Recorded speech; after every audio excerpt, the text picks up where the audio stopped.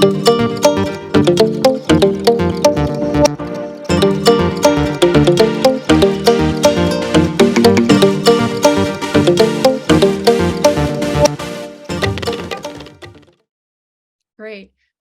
So let's go ahead and get started. There's more folks rolling in, but they can join us as they're able. So as everyone's coming in, you should be coming in on mute. Please leave yourselves on mute as you're joining, just so that we don't have buffering sound in the background. We'll be asking you to ask any questions that you might have over the chat. So anytime during the meeting, if you have any questions, please drop them in the chat. Shanna will be collecting them, and we will select a few at the end to ask of our wonderful panelists. So as we're getting started, I wanted to let you know that we do have captions available. You can enable them by clicking on the More button, and then if you click on the Captions button, and then Show Captions. Once you have captions enabled, you should be set. We have a captioner, Julian, here to help us all out. In addition, Shanna will be sharing captions on a link that you can view in the chat if you prefer viewing them that way. And we are recording today's webinar, so you should not be super visible if you have your camera off, if that's of concern for you. Great. Last but not least, Shanna is our chat monitor today and will be helping us out, dropping links in the chat, pulling questions out of the chat, all of that good stuff. So if you have any questions, definitely reach out to her, or if you have questions, you can also reach out to me and I will do my best to respond.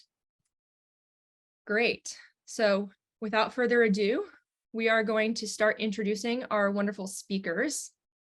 The first speaker that I will be sharing about is Reverend Yearwood. One second. Pull up his bio. So Rev Yearwood, unfortunately, was not able to join us in person today, but he has recorded a presentation for us that we will be sharing during his segments of the panel discussion, but I will introduce him right now. So Rev Lennox Yearwood is the president and the CEO of Hip Hop Caucus, a minister, community activist, Air Force veteran, and one of the most influential people in hip hop political life. He was the 2003-2004 political and grassroots director for the Hip Hop Summit Action Network and a key architect of P. Diddy's 2004 Vote or Die campaign. After Hurricane Katrina, he established the award-winning Gulf Coast Renewal Campaign and in 2008 led Hip Hop Caucus's Respect My Vote launch. Within the Green Movement, he works to bridge the gap between communities of color and environmental advocacy, calling for divestment from fossil fuels, increasing climate movement diversity, and access to clean air and water. In 2018, he helped launch Hip Hop Caucus's Think 100% campaign. Thank you. I'll now be passing it on to Bill McKibben, if you can introduce yourself. Well, what a pleasure to be with you all. I'm the ringer here today, the old guy from the other side of the continent, where it's dark and cold up here in the mountains of Vermont tonight. But what a pleasure to get to join you. I think I'm here in part because I helped start this divestment movement a very long time ago, more than a decade ago, and have been privileged to get to watch it grow to one of the largest anti-corporate campaigns in history. We're at about $40 trillion now in endowments and portfolios that have sold their stock in coal or oil or gas. And I'll explain why as we go along. I wrote the first book about what we now call climate change, what we then called the greenhouse effect, way back in 1989. And I've gone on to start a group called 350.org, and then most recently a group called Third Act that organizes other old people like me for action on democracy and climate. So what a pleasure to get to join you all today. Great. And if we can pass it now to Luis. Yes, hi everybody. Good evening. It's great to be here and share space with everybody here. Talk about divestment today. My name is Luis Martinez, he, him pronouns. I'm the campaign's organizer for Fossil Free California. And I'm from the community of Wilmington, California, which is part of Los Angeles District 15. Los Angeles District 15 consists of Wilmington, San Pedro, Watts, and Harbor City. And District 15 is also neighbored by the biggest port in the nation, the Los Angeles port. And as a result, we face a lot of heavy truck traffic. From a very early age, I could see that we were surrounded by 5 different refineries.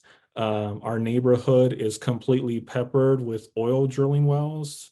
And so I knew a lot of folks growing up who were suffering from negative health impacts as a result of being neighbored by industry, right?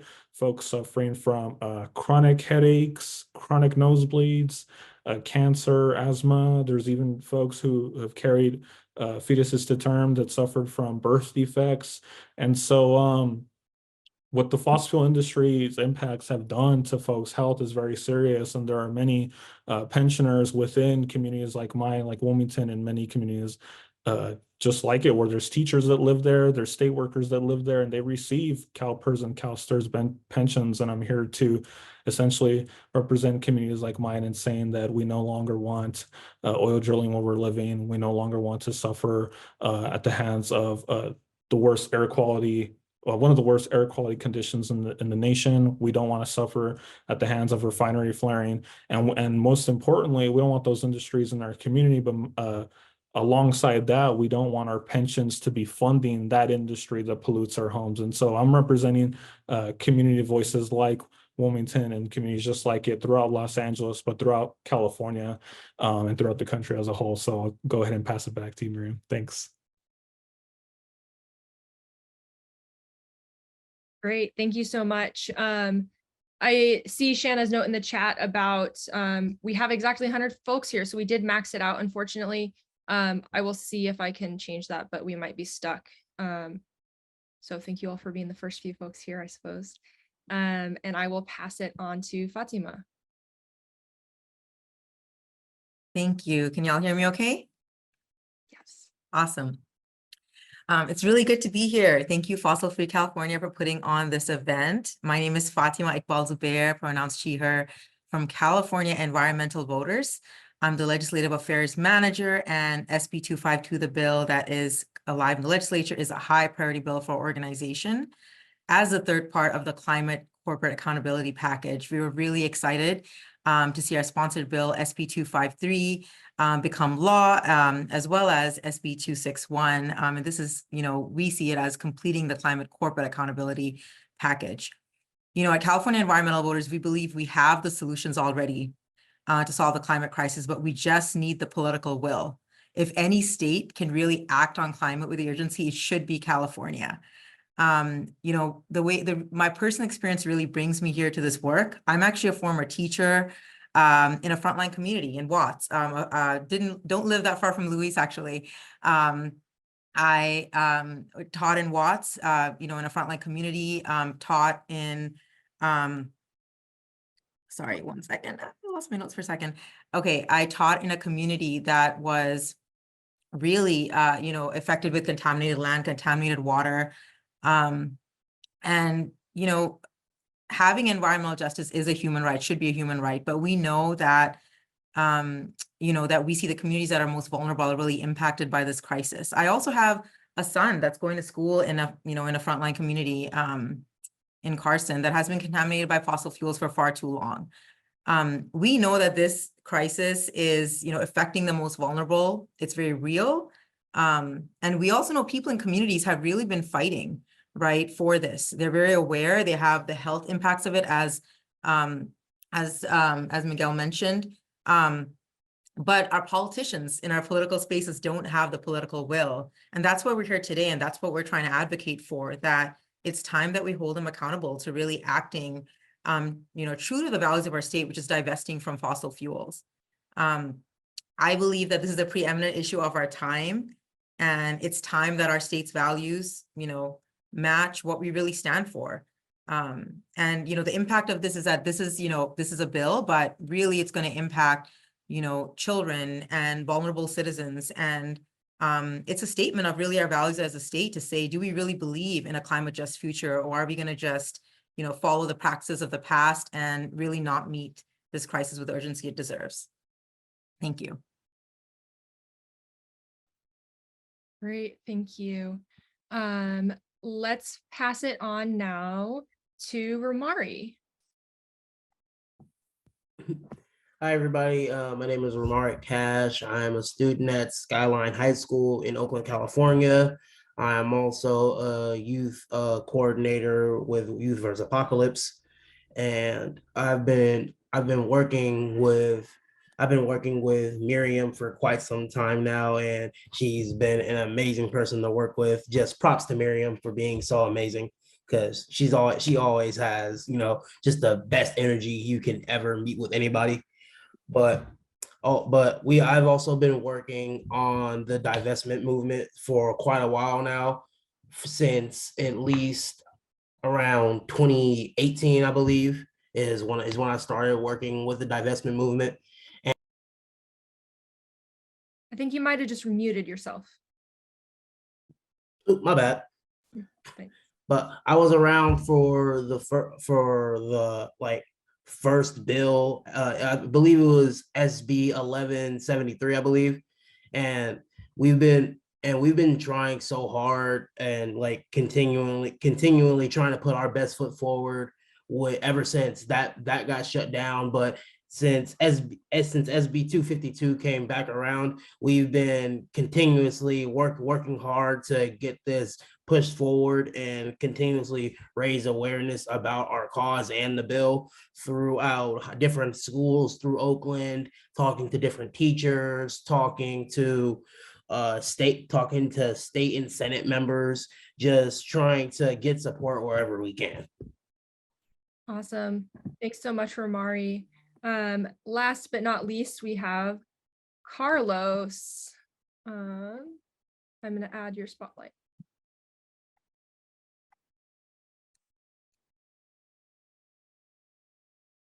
On mute. Great to be here. Nice to see everybody. Thank you for turning out this evening, so many of you. I'm a retired professor of environmental studies at San Francisco State. I'm still active with my union. That's the background here, the California Faculty Association, CFA. We were just on strike on all 23 CSU campuses. So huge event, national news, and we just won a tentative agreement. So we were out for a day, and now we are back. Pretty crazy. And I'll be talking more about unions and CFA role later on. I've been involved in 3 successful divestment campaigns, 2012, 2013 at San Francisco State, with some big help from Bill McKibben back then. 2021, the California State University system, the biggest university system in the country, divested. And then most recently, 2022 at San Mateo County. So lots of experience doing divestment. I'm hoping my luck continues, and this year we see California State divestment. And I'll pass it back to Miriam. Thank you, everybody. So we're moving now into a space for some questions for our panelists that we've prepared ahead of time. Our first question is going to share with us a little bit more about the divestment movement. And as I think one of the first folks in the US divestment movement, we're going to have Bill McKibben start us off. So Bill, can you share with us what is the divestment movement and about its history? Sure. First of all, Miriam, such thanks for all your good work here. And so many thanks to everybody in California for keeping with this fight. This is the year, finally, that California is going to divest, and it's going to be a huge win when it happens. One of the most important things in the climate fight this year. So the reason for the divestment campaign is simple. Money is the oxygen on which the fires of global warming burn. And to the degree that we can interfere with the supply of capital that keeps the fossil fuel industry expanding, we can begin to shut them down, to weaken their political power. There are lots of reasons to do that. You're going to hear tonight from people in California who have absolute firsthand experience with having to live next to, breathe from the oil wells that dot the state of California. It's crazy that any of that is happening because California's economy no longer needs it if it ever did. And it'll be good news too when Californians back up the decision to make it big buffer zones between those oil wells and homes and schools and everything else. I'll just talk about the other part of this equation, the global warming part. 2023 was the hottest year, not just that we have records for. The climatologists are quite convinced that it was the hottest year in the last 125,000 years. 2024 is likely to be hotter. The carbon and the methane that we are pouring into the atmosphere is now disrupting the basic physical operation of our planet. And Californians have an absolutely front row seat to that. The state now oscillates between years of extreme rain and snowfall and years of enormous drought. Sometimes you're fearing the collapse of dams, and sometimes you're fearing wildfires on a scale that we've never seen before. Meanwhile, the ocean continues to rise to the point where something like 80% of California's iconic beaches will be gone by the latter part of this century. The Golden State, which truthfully I was born in and love, will not be the California that anyone has ever known very much longer unless we bring this rapid rise in temperature under control. To do that, we have to break the financial and political power of the fossil fuel industry because it is a rogue industry. It has demonstrated time and again now that despite endless efforts to get them to change their ways, they just keep doubling down on the one thing they know how to do, which is dig stuff up and set it on fire. And so the divestment effort has been one of the most important ways to rein that in. The data shows, and there have been study after study, that it's been the most important way to take away their social license and also now to begin to restrict their access to capital. And that's why so many institutions have joined in. As I said earlier, we're at $40 trillion of endowments and portfolios that have joined the divestment campaign. And they range from most of the famous universities of the world, Harvard, Oxford, Cambridge, Princeton, University of Michigan, and maybe most notably the UC system, which was an early divester. Carlos and others played a big role in helping California higher education move in the right direction here. The UC system divested for the other important reason that we should be joining this movement, because it makes no financial sense to stay invested in a sector that has underperformed the rest of the economy for the last decade and that has no real prospects for the future on a planet where the cheapest way to produce power is now to point a sheet of glass at the sun. Just to sum up, California is the center of innovation that helps us move past fossil fuel. Its people, especially its most vulnerable people, are subjected to constant abuse by that fossil fuel industry.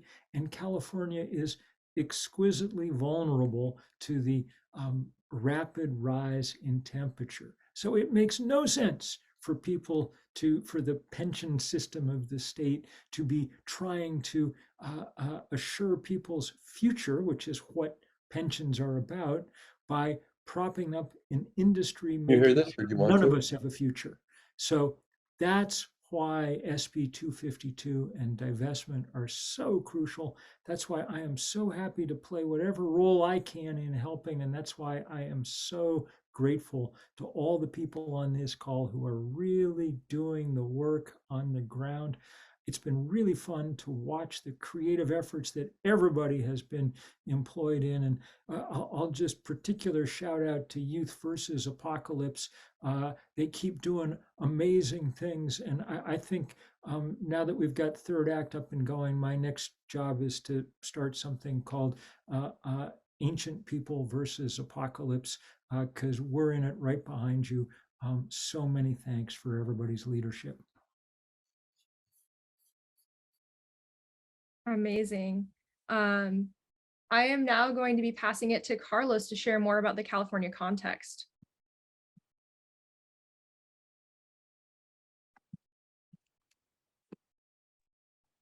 Thank you, Miriam. Thank you, Bill.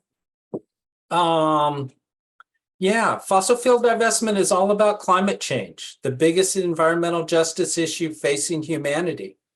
Climate change is already causing increased wildfires, droughts, flooding, and other extreme weather events, all of which have disproportionate impacts on poor communities and communities of color. The goal of fossil fuel divestment is to stigmatize or delegitimize the fossil fuel industry by calling them out as bad actors, weakening them politically, and thereby helping win government action on climate change and on any other political issue with the fossil fuel industry, such as setbacks for drilling, which we're facing a vote on in California in November, or refinery air quality, or whatever. Think about how the tobacco divestment movement made it unacceptable for politicians to take their campaign contributions, and that in turn made it possible for the first time to pass public health legislation aimed at reducing smoking. California has been a hotbed, unfortunately, of climate change, but it's also been a hotbed of fossil fuel divestment activity. In 2013, San Francisco State University, where I used to work, became the first public university in the country to divest. The California State University system, the biggest in the country, has divested, and as Bill McKibben said, the University of California system also divested. Many other California entities have divested, including Stanford University, USC, the employee retirement systems of Los Angeles and San Francisco, the Episcopal Diocese of California, and the cities of San Diego, Oakland, Palo Alto, San Jose, San Luis Obispo, Richmond, and more. I could keep going. And now we're trying to divest CalPERS, the California Public Employees Retirement System, and CalSTRS, the California State Teachers Retirement System, two of the largest public pension systems in the country, with combined assets of just about $800 billion. Yes, $800 billion. They're huge. We have a bill in the state legislature, Senate Bill 252, called the Fossil Fuel Divestment Act by State Senator Lena Gonzalez, that will require CalPERS and CalSTRS to divest their fossil fuel holdings, sell them off by 2031. The bill passed last year through the state Senate, and it is now in the state assembly. And we have a huge coalition of over 150 groups who have officially signed on as bill supporters: unions, religious organizations, community groups, environmental and environmental justice groups, and public health groups. Your help and participation is what is going to make the difference passing the bill through the state assembly and getting the governor's signature. And that's partly what this event is all about. And we're hoping to get you all on board and get you involved. And that's what's going to make the difference. Pass it back to you, Miriam. Great. Thank you so much, Carlos. And thanks so much for introducing us to the bill, which we'll be discussing more later on tonight. Next up, I'm going to pass it off to Romari. Romari, welcome. Hi, once again, everybody. Right now, I just wanted to talk about youth involvement. And youth have always been a big part of what YVA is doing. Youth versus Apocalypse is right in the name, but I feel like we as youth, we bring a unique perspective to the climate justice movement as a whole. And like the youth support, the support that we get through the youth is like astronomical, because through the youth and like through a bunch of different youth we have in YVA, we get support from their teachers, the adults and faculty at their schools, their families and respective communities. And through YVA's reach, we've been able to connect with so many youth, even outside the Bay Area, youth all the way down in San Diego, LA, Kettleman City, and even some youth in other states that support what we do. And I've always felt that as an older youth now, that it's important to continue getting other younger, newer youth involved and educate them about what we do, because for the longest time we've always left it up to adults to figure out what to do when things get too heated. But YVA has always thought, why not involve the youth? They're who's going to have to deal with this issue later on in life. So we continuously try to educate different youth and ask them to educate and ask them to bring themselves onto the movement and involve themselves and a lot of the things that we do, and continuously through them reach out to a lot of different communities and people. Because through me, you're not only do I have ties to the Black and brown and underfunded communities of the Bay Area, but I also have connections to my ancestral roots in the Polynesian Islands, specifically Samoa, and they're also a frontline community, because when oil rigs like go down and leak oil into the ocean, all that oil, depending on what part of the ocean it's in, it'll flow to different islands. Like on the islands right now, a cruise liner infected their entire supply of drinking water because it was leaking gasoline and crude oil directly into their water supply. So they had to survive off the little clean water that they had stored up for so long. And I feel like since they can't come to the CTA meetings or counselors board meetings in person, I as a youth can help bring these issues to light. Thank you. Thank you so much, Ramari. Next off, we are sharing a video from Reverend Yearwood or Rev Yearwood about the bill.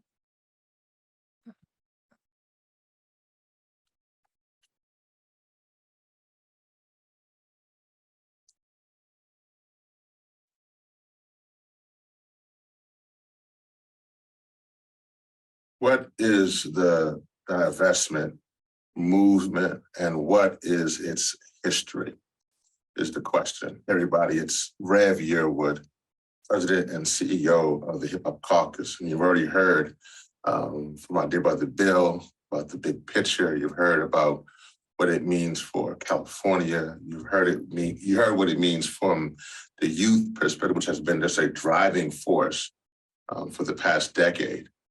In regards to the climate divestment movement. The part that I want to bring is that the key thing here is that we have to broaden our climate movement. We have to expand it.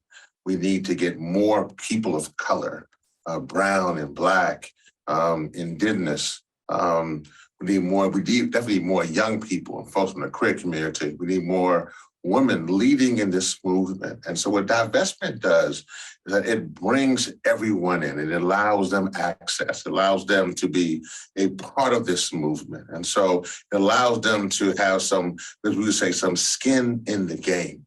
And so that's one of the most important things around is that divestment allows for folks who are sometimes on the outside, on the peripheral of the movement to be engaged, because they can see what their money is doing. They can take their money out of banks. They can take their money out of their institution, their school, their pension funds, whatever they need to do. They can be a part of the movement at that level.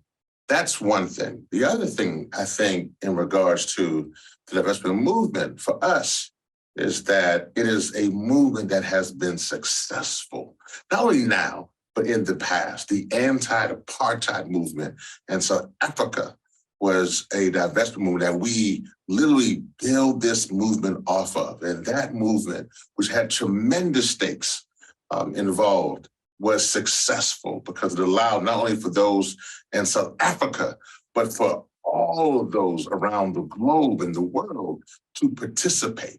So using that as a backdrop, we can see how important it is to have a movement that's successful. And that's important because sometimes in this movement, it's long. It takes a long time. You need a tremendous amount of patience. And so with that, you need to sometimes look back. For me, I look back and see the success within the Black Power movement or the anti-slavery movement, the women's rights movement, the queer rights movement. I look back and see the success. And so the anti-apartheid movement in regards to using divestment was a success. And so that helps us to continue to push on in this time. The last thing I just want to say in regards to this is that the stakes are higher, though, than they were with the anti-apartheid movement. Then the movement was primarily based around racial justice and equality, which is still today. But now the climate divestment movement and what we're fighting for right now, what you're fighting for right now is just not for equality, but it's for existence. And that's the difference, meaning that if we win or lose, there's in the past, there's a chance for another day. But today, there is no chance for a tomorrow if we lose. So this is why the stakes are high and we must do everything we can. The laws of nature are not forgiving.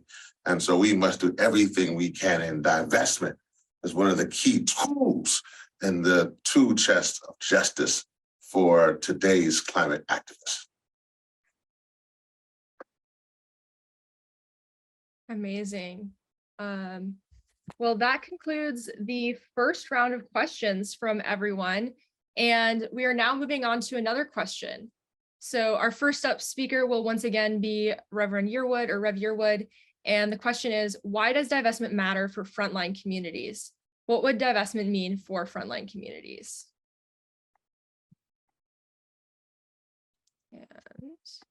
And once again, share screen. The question is, what does divestment mean for frontline communities? And I would add fence line communities as well. It means everything. Well, one, the stakes are high. The institutions that we are fighting against who want to continue to profit and push forth an agenda based upon a carbon-based economy and pushing for fossil fuels. We know that we must transition from fossil fuels to clean energy. But the other part of this is that the fossil fuel industry's business plan means a death sentence to frontline and fence line communities. So literally, this is a matter of life or death. This is a matter of if you have asthma or emphysema or cancer. This is a matter if you're living or not. And so the idea here of divesting from institutions and organizations and companies that are profiting off death, then we have to do everything to stop. That is a basic, it's a moral basis to know that we should divest from anything that is harming or hurting people or humanity. That should be a very low bar. But in this process, it means literally life or death. Also, for frontline and frontline communities, it's a way for them to be engaged.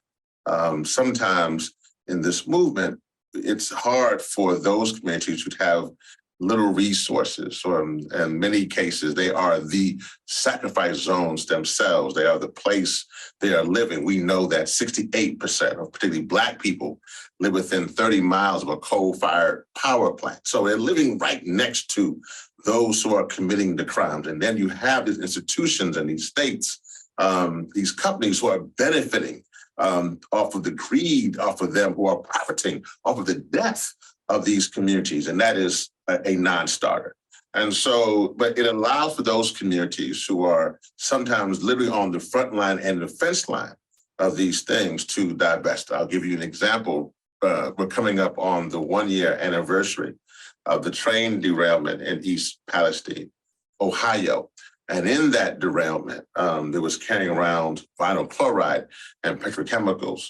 Obviously, those companies who are benefiting from that, petrochemical industries who are down in Houston, Texas, and in Louisiana are benefiting. Norfolk Southern, the train company that's hauling this disastrous chemicals around, is benefiting.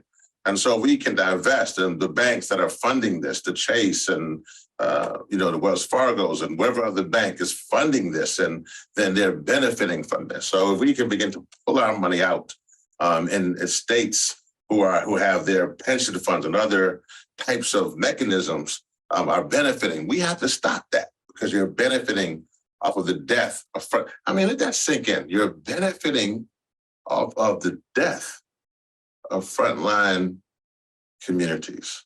You're making a profit off of someone's death. You're making a buck, $1, off of someone's life expectancy being shorter. That's outrageous. And so we have to do everything we can to divest. And so frontline and frontline communities, they can get engaged in this way. The other way, I think it's very important that it's a momentum builder. And that's the exciting part about this, is that me and my friend Bill have seen this over the years, so that it builds momentum, because it feels like David versus Goliath. And sometimes Goliath seems like it wins. But in this case, with divestment, it allows for David to beat Goliath. It allows for David to have a few good stones in the slingshot. And that's what's exciting about this. And so this allows for the frontline and fence line communities, who are the Davids in their community, to see victory. And so that's actually one of the most exciting pieces to this. And so at the end of the day, I think that, we must do all we can to connect the dots. We must use our creativity. We must use our production, our demonstration. We must also use legislation. We must definitely do litigation. We'll do everything we can, but divestment is key, because it pulls out the money. It stops the money pipeline, as it's quite well, which is said quite well. It stops the money pipeline from continuing.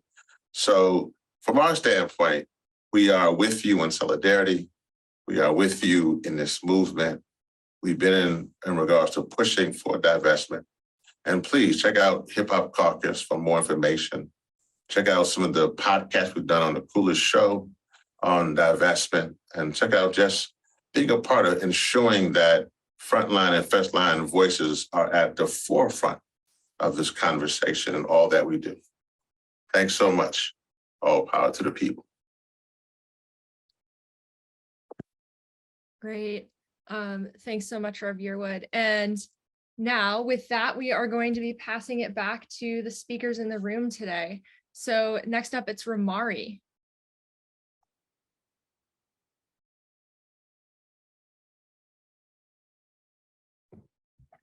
Sorry, my computer's acting a little funny.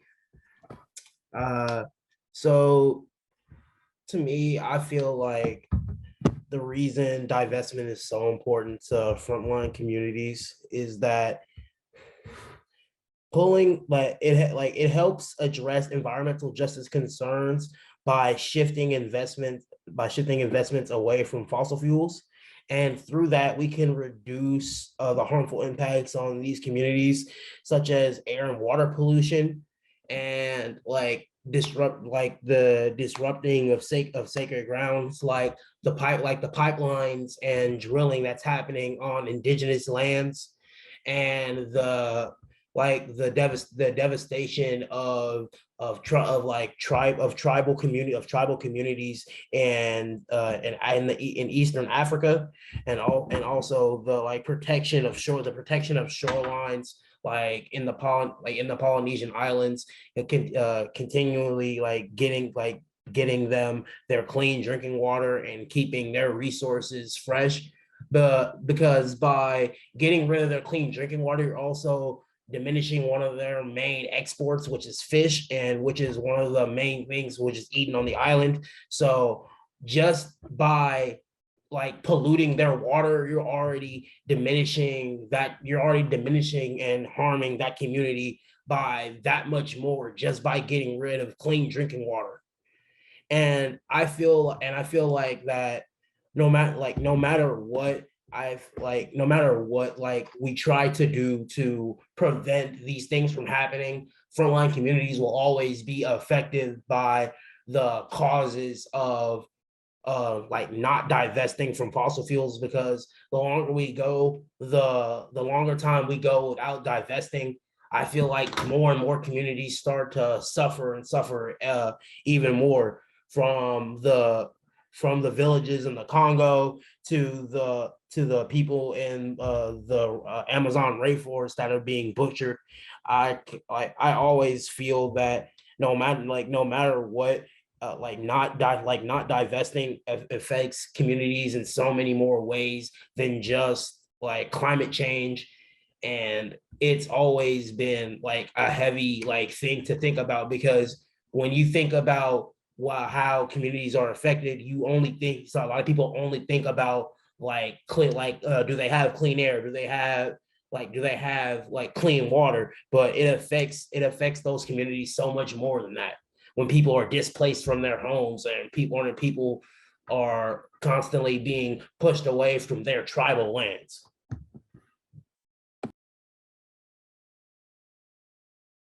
Amazing. Thank you so much, Romari. And last but not least, we are asking this question about why does divestment matter for frontline communities, of our very own Luis. Yeah, hi everybody. Can you see me? Not quite yet. 1 second. Awesome. Thanks, Miriam. Yeah, hi everyone. Good evening. Glad to be here on this panel with all of my fellow panelists and my colleagues, and with just everyone here. And yeah, I just want to echo what Romari was saying and what Reverend Lennox Yearwood was saying.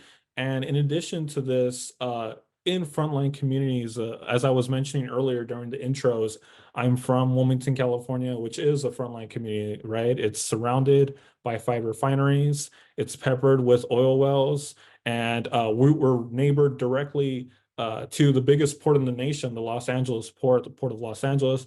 And we, as a result, we see a lot of truck traffic, right? There's a lot of exhaust pollution from diesel. And so with this accumulation of air pollution, we suffer from a lot of health impacts. But in addition to that, there are pension beneficiaries that live in Wilmington, right? There's many teachers that live in Wilmington, since it's mostly a public school community.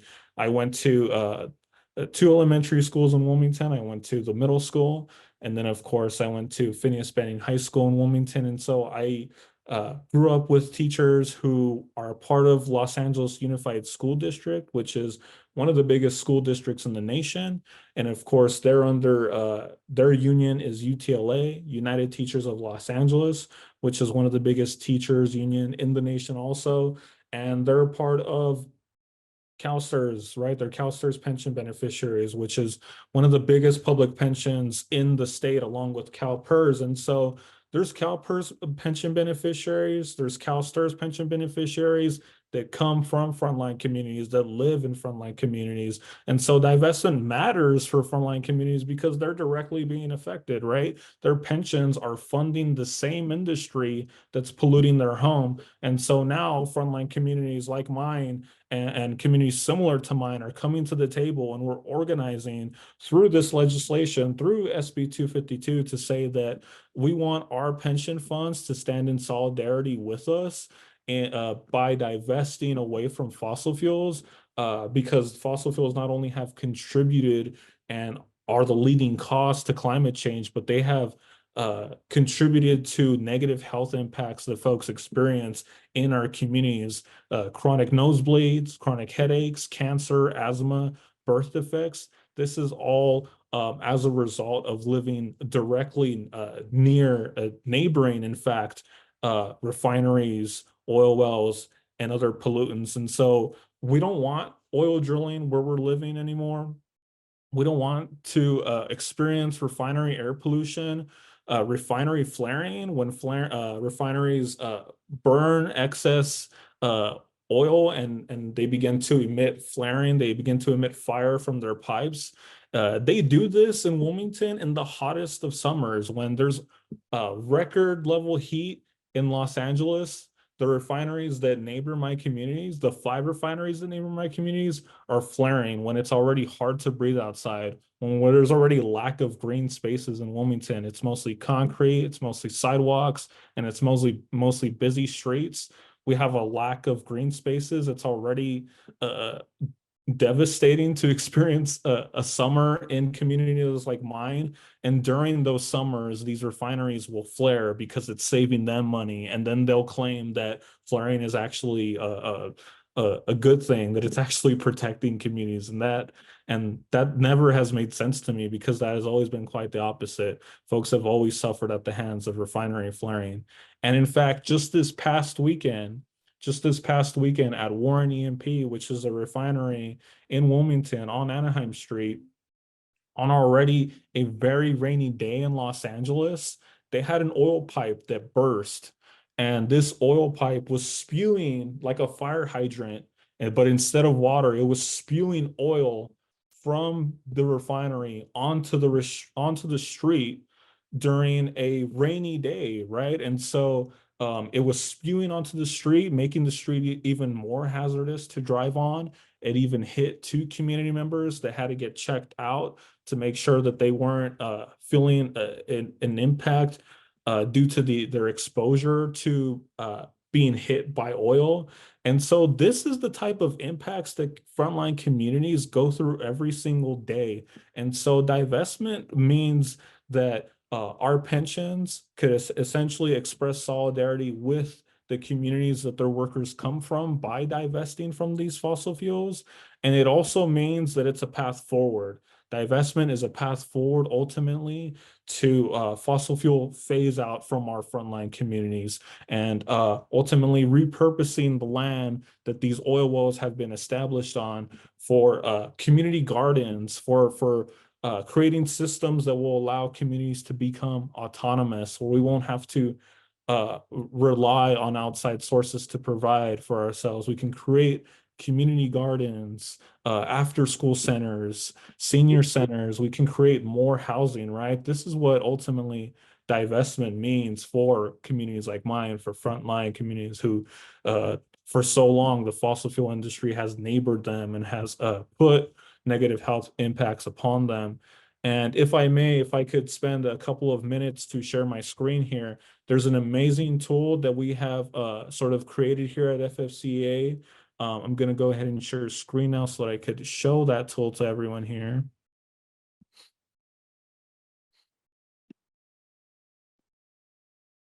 All right, can everyone see my screen, Miriam? I think that's it. Good. Awesome, thanks. So we call this at FFCA our mapping tool. And here I can enable map scroll, and this is the entire map of California. And at the bottom left-hand corner here is a key. And so the red circles are active wells under the CalPERS and CalSTRS portfolio. The blue square are idle or canceled wells under the CalPERS, CalSTRS portfolio. The black dots are plugged wells. And finally, the purple diamonds are new wells, right? So there's also filters here that I could enable that could allow me to either turn on or off any of these wells. I could turn on school sites, I can turn on refineries, and I could turn on a 3,200-foot buffer zone between wells and communities. And so let's take a look. Actually, you could search any address or zip code through this search bar here. And let's search my zip code where the the zip code of Wilmington, the community that I came from, right, which is 90744. So let's take a look here.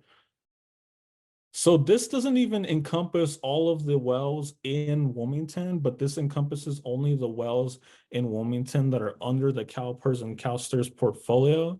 And so if I click from one of these layers or filters here, I'm going to go ahead and take off plugged wells just so we can see active and idle wells, because idle wells also could leak dangerous gases like methane and benzene. So now we can just see the active and idle wells in Wilmington. Now let's turn on another layer. Let's turn on school sites. These are the various school sites within my community, right? And so now let's turn on one final layer here. Let's turn on a 3,200 foot buffer zone. And 3,200 foot buffer zone is sort of referencing legislation that's currently pending that if voted this year to keep it as law, this particular legislation, SB 1137, then it would essentially require that oil companies drill outside of 3,200 feet of community sites, of sensitive receptor community sites. So let's activate this actually. So the 3,200 foot buffer zone is represented by these blue circles, right? So we see that these active and idle wells are within 3,200 feet of streets, right? Of residential streets of the community that I'm from Wilmington. And look at this school right here. This is Wilmington Park Elementary. It's directly within, and so is this school, which is George de la Torre Elementary, which I actually went to George de la Torre Elementary. So both of these schools lie within the 3,200 feet, impacting children, right? I remember being very young, and me and friends would make jokes of that there would be a consistent smell of manure and this just foul smell sort of emitting from these wells. And so you could do this in other communities, and any zip code that you search and any address that you search. You could even look at your assembly district here, and you could even click at your address and find out which assembly district you live under, right? So Wilmington is under Assembly District 65. And so we're super happy to, or super excited rather, to unveil this tool. And if you could join us also in taking action with me in emailing your assembly member to let them know that we want our pensions to be divesting away from fossil fuels, since pension beneficiaries also come from frontline communities also. That's the key there, right? And so I will be also jumping into this email in a little bit more detail towards the end, but we do have this email page on that same mapping tool page. It's directly below the mapping tool, very conveniently placed to take action and to email your assembly member to let them know that we want the biggest public pensions in the state to divest from fossil fuels, since they're using worker dollars to pollute, to fund rather the industry that pollutes worker communities, frontline communities, low-income communities. So thanks, folks. I'll stop sharing and I'll pass it back to you, Miriam. Thanks, everybody.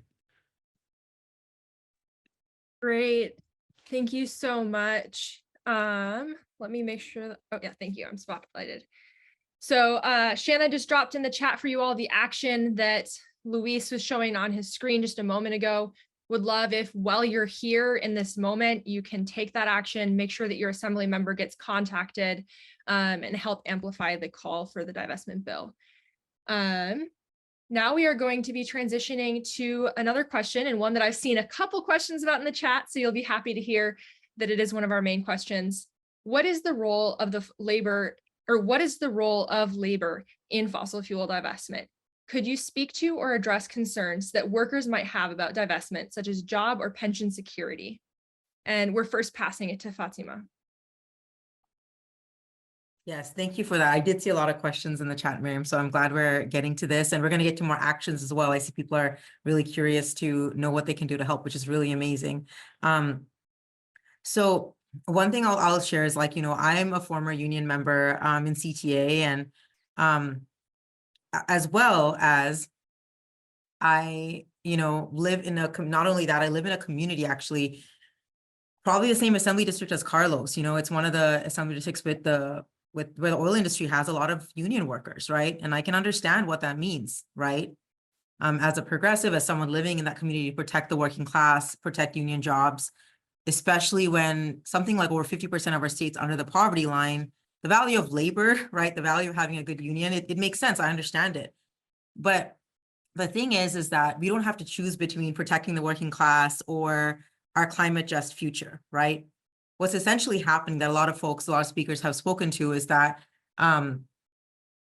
we have these oil companies that are operating, in districts that are really a front line and the most vulnerable communities, whether it's class-wise or, Black and brown communities.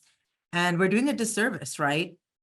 To those people. Also, the fossil fuel industry, as many of us know, it's a dying industry, right? So what are those workers going to do when, the oil runs out, right? What are those workers going to do generation after generation after generation?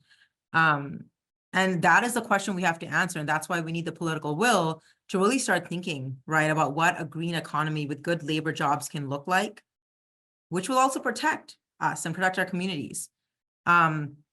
And also, we also know, I just want to really hit this point home, and people said in the chat, so thank you so much, is that investing in a dying industry, right, like the fossil fuel industry, is actually not good for workers, is actually not good for our teachers, because it's a risky investment, right? If you look at, I'm not an expert, a financial expert, but I have seen the research, right, that financial experts have done, that if our pensions, CalPERS and CalSTRS would have divested from fossil fuels, which is actually something like less than 2% only of the pension fund, there would have been better gains in the retirement fund, right? Because the fossil fuel industry, investing in it is a risky investment. So I just want to really hit that point home, that are we really helping, right, our teachers of our state? And I'm a former teacher. I know how hard teachers work. They deserve a retirement that is peaceful, that has everything they need. And what they deserve is us investing in the pension funds investing in investments that aren't risky, right?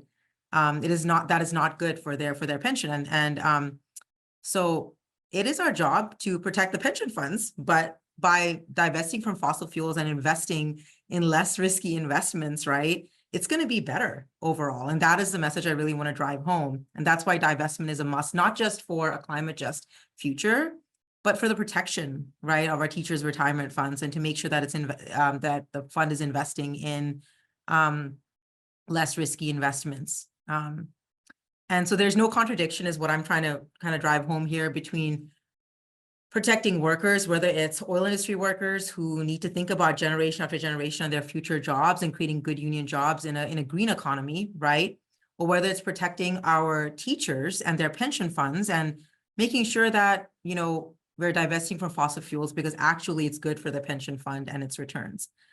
So that's the future I envision. Divestment to me is a win-win strategy, for workers and for labor. And I'm going to pass it on to Carlos now, who's going to kind of dive into the support we already have and, a little bit of the politics of the labor movement. But I just wanted to kind of drive those messages home.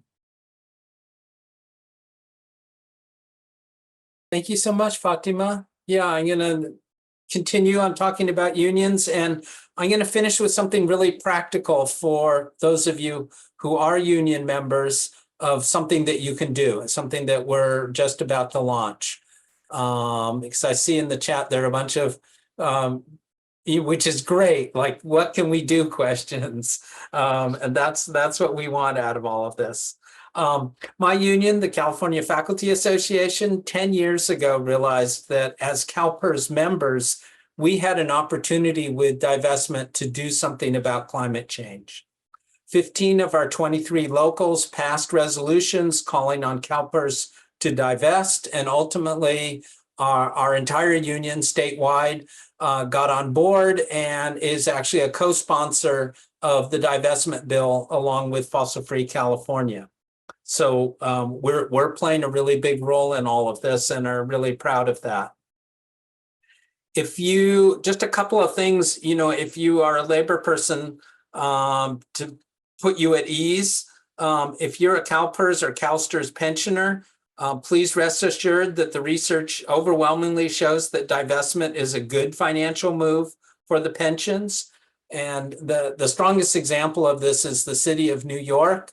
When they went to divest their 3 big public employee pension funds, they first hired BlackRock and Makita, 2 of the big consulting firms, to independently do a series of studies for them on the financial impacts of divestment. And both those companies separately concluded that no financial losses from divestment and actually modest increase in returns. And so that's returns. As Fatima also said, you know, you're investing in an industry that is declining and has to decline a lot more quickly with the transition to clean energy. That means investments in fossil fuels are risky. And when the University of California divested, they publicly came out and said, we are doing this to reduce risk in our pension funds. So okay, it's good for labor. Let me say a little more about why organized labor is so key for passage of the bill. First, unions representing CalPERS and CalSTRS members have an especially strong voice on this issue because it's their pension funds. To date, the 2 biggest unions in this regard, SEIU, the Service Employees International Union, and the California State Teachers Association, have remained neutral. They're not supporting the bill, but they're not opposed to the bill. We're working really hard to bring them on board. To date, we've kind of through work that we've been doing, 15 locals of the California Teachers Association have passed divestment resolutions, and we just got our second SEIU local to express support this week. If you're in either one of those 2 unions, SEIU or CTA, I'd say please get in touch with us. We can plug you in with people that are working, and that is really crucial work. So that's one thing practical if you're in one of those 2 unions. Second, thinking about why unions are so important in this. In general, organized labor plays a really big role in the California legislature, both with lobbying and campaign contributions. So labor's position carries a lot of weight with state legislatures. Third, and this was in the chat, one of the most powerful opponents to the bill is the Building Trades Council, the union that represents construction workers. Unfortunately, they've signed a joint lobbying agreement with the Western States Petroleum Association, and they're doing their bidding opposing the bill.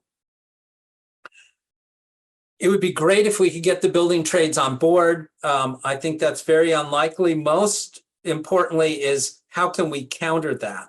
And one of the most important ways we can counter that is showing strong labor support outside the building trades. And then finally, our biggest challenge in the legislature, quite likely, is getting the bill passed by the Assembly Public Employment and Retirement Committee.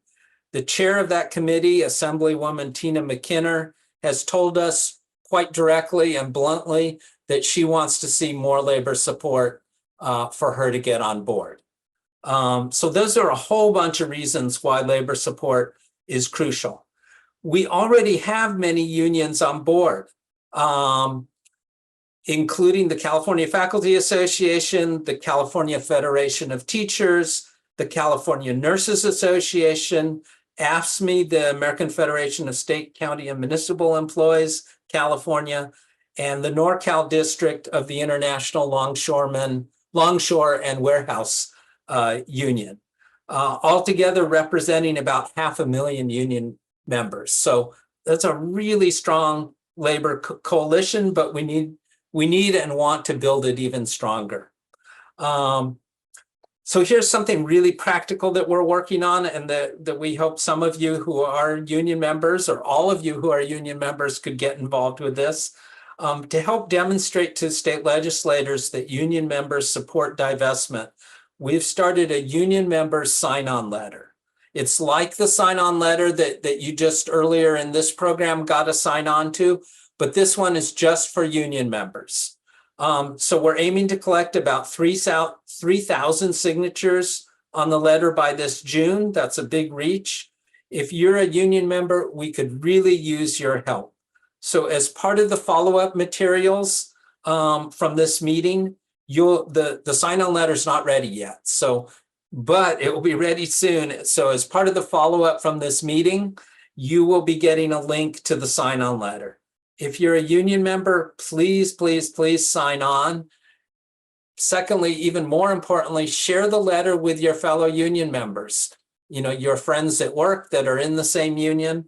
And even better, if you have a chance, distribute it on a union email list. If you're in a local and you know the president of your local, or you know someone on the executive board, ask them if they would be willing to share the email out with membership. That's a pretty simple thing. And suddenly it goes out instead of to your 5 or 10 friends, which is great. I'm not saying don't do that, but if you can send it to your whole local, that goes out to hundreds of people. So that is really could be really, really helpful. And we'll have this ready for you soon. Finally, I just want to, in closing, say something. We are close. I saw this in the chat. Why are you optimistic? We're optimistic because our bill passed in the Senate.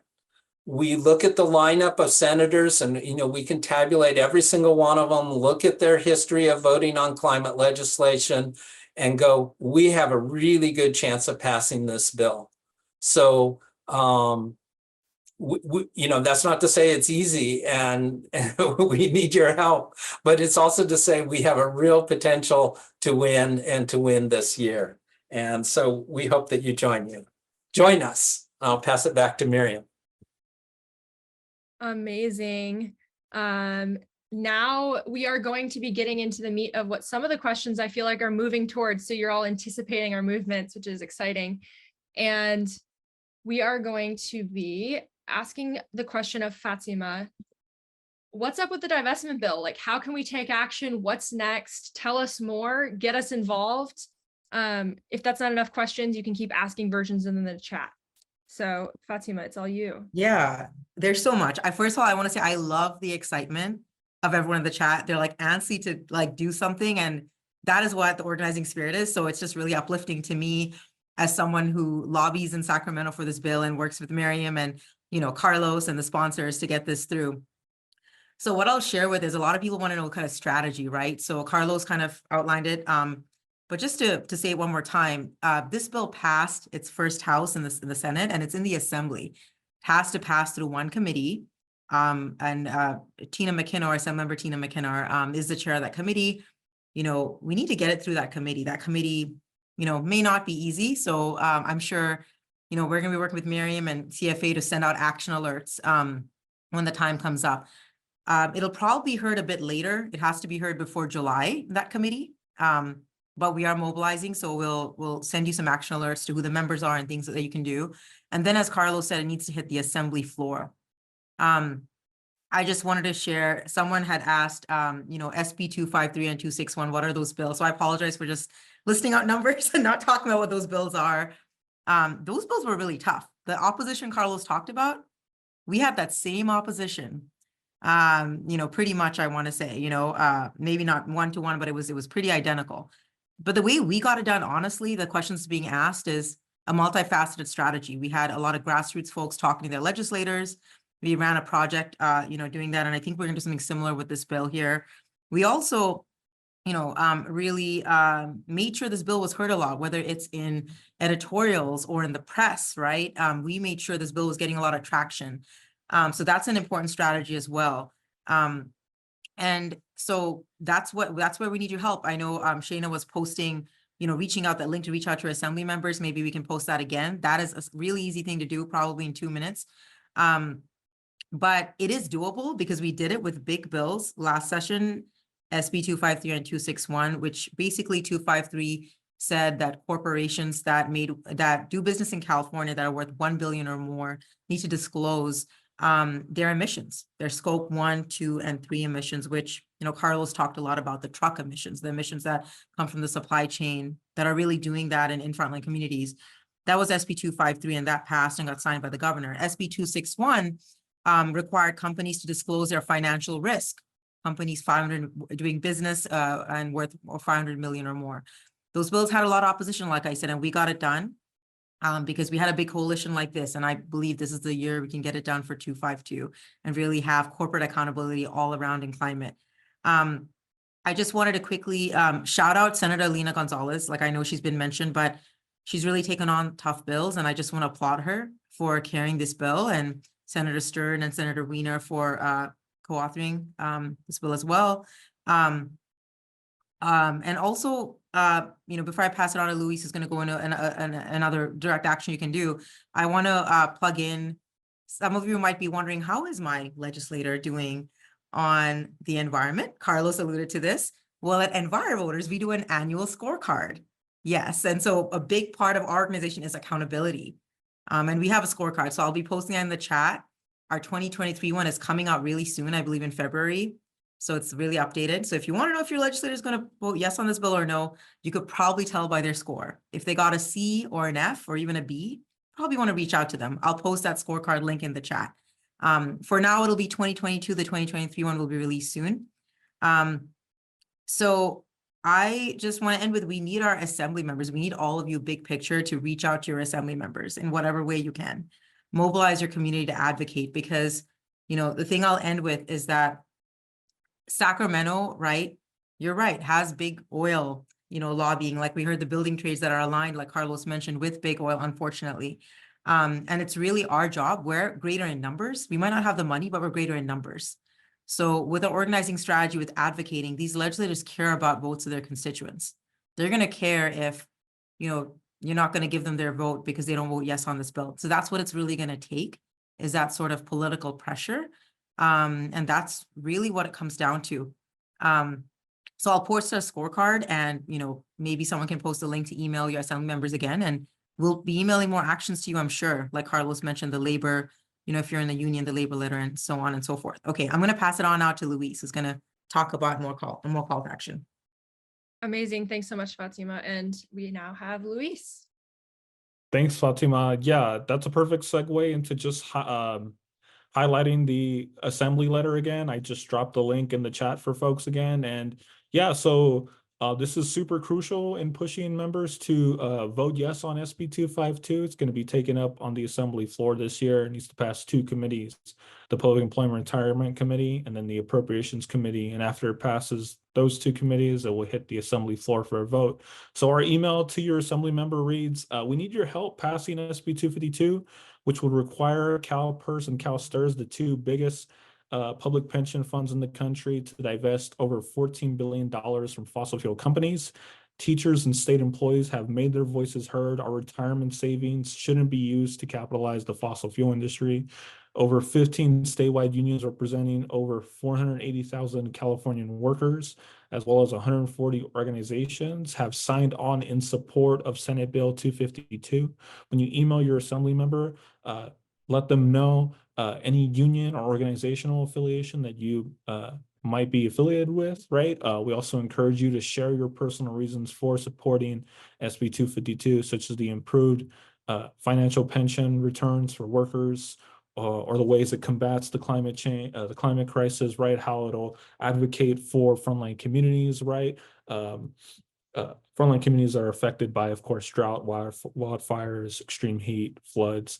And so underneath that description, there's 2 buttons to also get a fact sheet on the bill, to also read the bill text itself, and then for you to fill out the email form. Let them know what union you're from, what community you're from, what organization you're from, and we have all the momentum we need ultimately to get this bill through the finish line and passed into California law. So thanks, folks. I'll pass it to you, Miriam. Great, thank you. So that was the end of our main question section, and we'll be moving on to some of the awesome questions that you all have been dropping in the chat. But before we do, I wanted to pause us and mention one thing. So Fossil Free California runs largely off of donations from folks like you. And so if you are able to support our work, this is a critical year to get this bill passed, to get divestment across the finish line. So please do contribute. I just dropped in the chat a link for our donations. Shanna also did. And thank you all so much. Then I will look at these questions from folks. One that I will quickly take is the question about recording. Yes, the event is being recorded and we will be turning around a recording and sending it out to folks as soon as possible, especially in light of, I know several folks wanted to join and were not able to join tonight. So stay tuned, there will be a recording alongside all of the other resources following up. And then our next question is, why would CalPERS want to invest in non-active oil wells? How much money does CalPERS earn through this type of investment? Fatima or Luis, I don't know if you can speak to this question a little bit.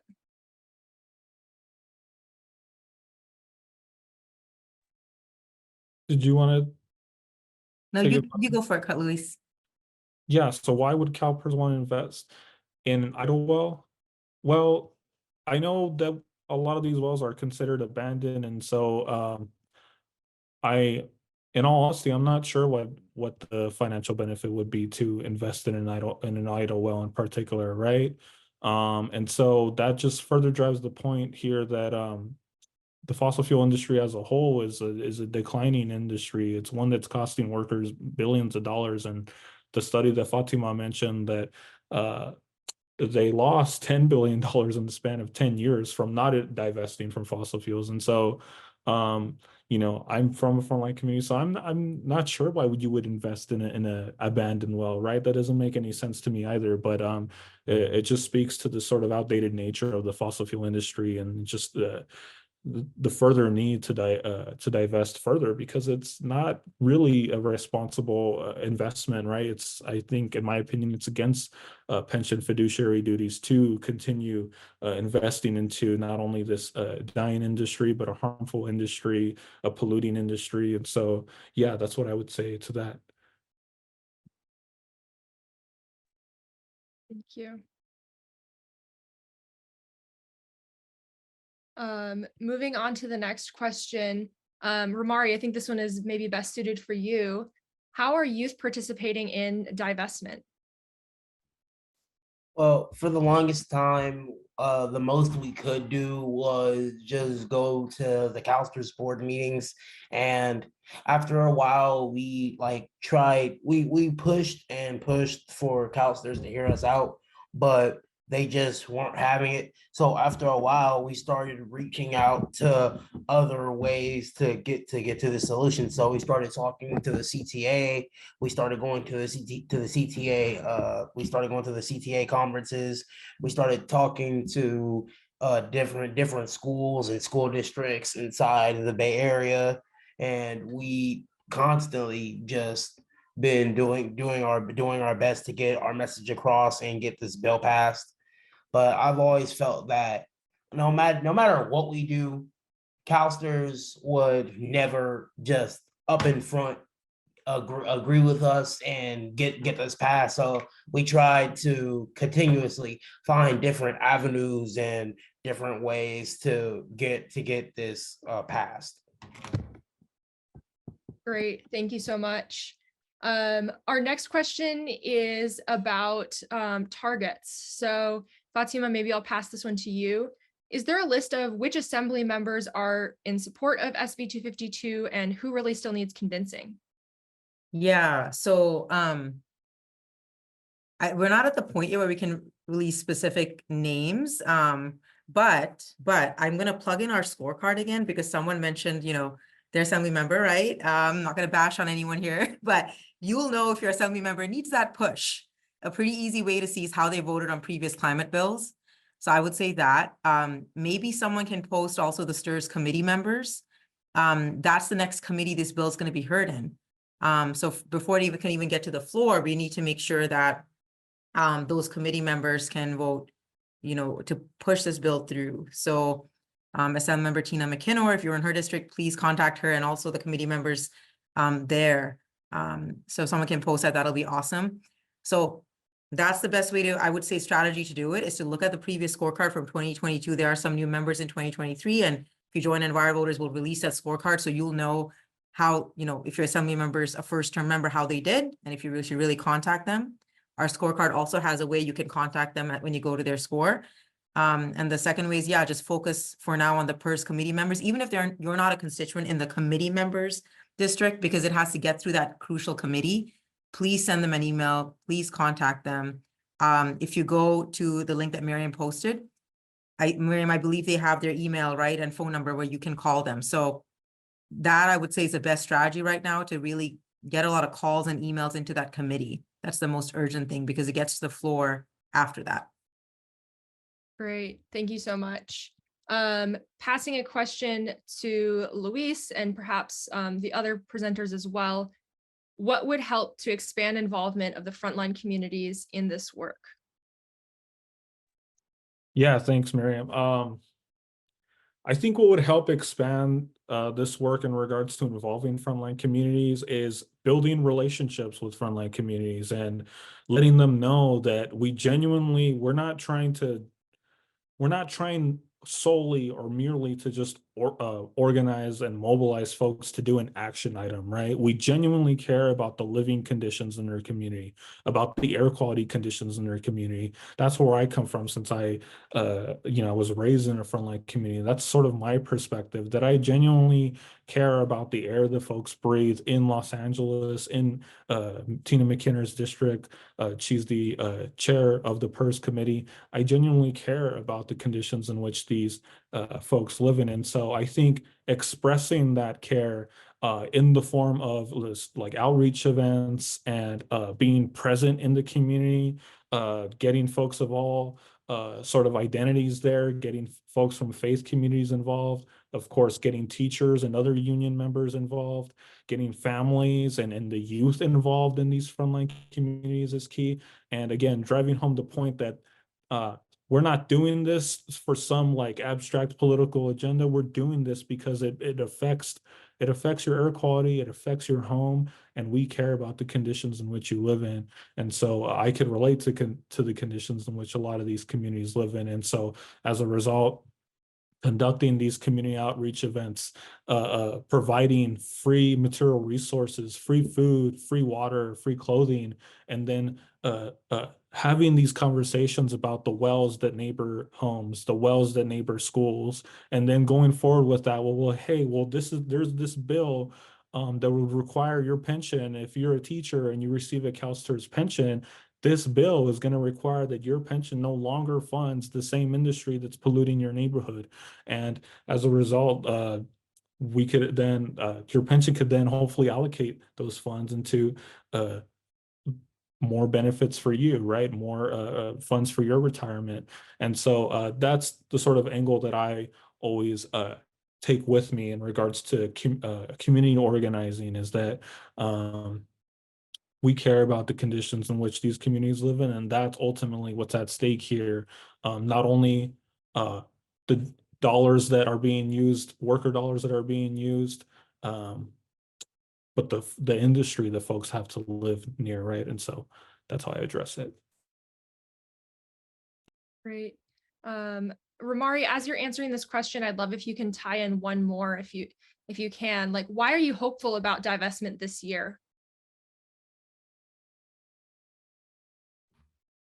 Well, this year in particular, I've seen tremendous involvement from a lot of different frontline communities and youth across the state of California. And I feel that even when the original bill fell through, I still had hope, because I know that the work that we do and the effort that we put in is not for nothing, that even when we fail, we still get a little bit closer to our goal. And I feel like it's important for us to take small strides and small victories, like getting through to CTA members, or actually connecting with the CalSTRS board and having them see our predicament on their level, and allowing them to see the perspective of our frontline communities. And I just feel that even when we try like we try so hard, and then sometimes it doesn't end up the way we want it to be, I feel like we're continuously getting closer and closer to a goal that some people see as unachievable, but we know the real truth, and we know how hard we work, and what the payoff is gonna be. And I just feel like no matter what that like no matter what small victories we win or we lose, the involvement from the frontline communities and youth is going to be one of the driving forces for us getting this bill passed. Great, thank you so much. To the question about hope, Fatima or Ramari, do you want to give us last remarks? Fatima, maybe I'll pass to you. Yeah, I would love to end with the youth though. So I'll speak just for like less than a minute. And Ramari, I want you to close it out, because as a teacher and former teacher and someone who still works with youth, I didn't mention that I still work with youth in frontline communities in my free time. I believe in your power and your worth and your future. I'll just say what gives me hope, honestly, is all of you. Like seeing how much all of you want to do and help. The power of the people is always greater than the people in power. Organized people always beats organized big money. I know you've heard that before, but it's true. They're not just sayings. When we mobilize, we can win. I saw it happen with SB 253, our sponsored bill. It took a year. It took years, but we did it and it works. And so I want you all to just believe in that. The fossil fuel industry is scary with their big money. Trust me, I walk around here and see lobbyists in fancy suits. Miriam knows it too. And those of you that are lobbied, you see it. But our advocacy is greater in numbers than their advocacy is. And that's what we have. And so I want you to know that, keep that in your heart, know that you're fighting with not just by yourself, but with a group of us. You have organizations in Sacramento backing this bill, organizations across the nation supporting divestment for years, people like Carlos that have done legendary things in universities that are still with us in the fight. Honestly, I'm almost at tears because you all inspire me so much. You really do. And so I'm just grateful to be in this fight with you. Ramari? To go off of that, I just feel that hope is to me, hope is definitely a state of mind, and being hopeful to me, it means that you are never doubting yourself or your capabilities, because with hard work and dedication, anything is achievable. Nothing is impossible as long as you put enough hard work behind it. It may not happen right then and there, but it is possible. So I always go through everything I do knowing that no matter what I try to do, I'm always going to be able to achieve something. It may not be my larger goal right there in that moment, but I can always achieve something to get me towards that. And when I see the enormous amount of people that stand with us as youth and as frontline communities, I always just, there's a little fire that gets bigger and bigger each time I see the amount of people that show up to support our cause, and the amount of people that give us props after we get shot down board meeting after board meeting. And that continuous reminder of your work is important, what you do is important, what we do is important. Great. And Luis, as our finale. Yeah, thank you. And just to reiterate, communities they don't want to live, they don't want drilling where they're living anymore. They don't want to be neighbored by these horrible industry anymore, and they want to use that land for things that are going to benefit them, namely anything that they might need in the form of community gardens, community centers, senior centers, resiliency centers, after school centers, right? And so ultimately what keeps me hopeful is that folks in frontline communities are waking up to the effort, to the struggle, right? We're we have a voice, and we're strong and we're powerful, and we're not just gonna roll over to this billion-dollar industry that has contributed to this crisis, and we're gonna provide for ourselves, and we're gonna win ultimately. And so I'll leave it at that. Thank you all. Have a nice night. Thank you for joining us today.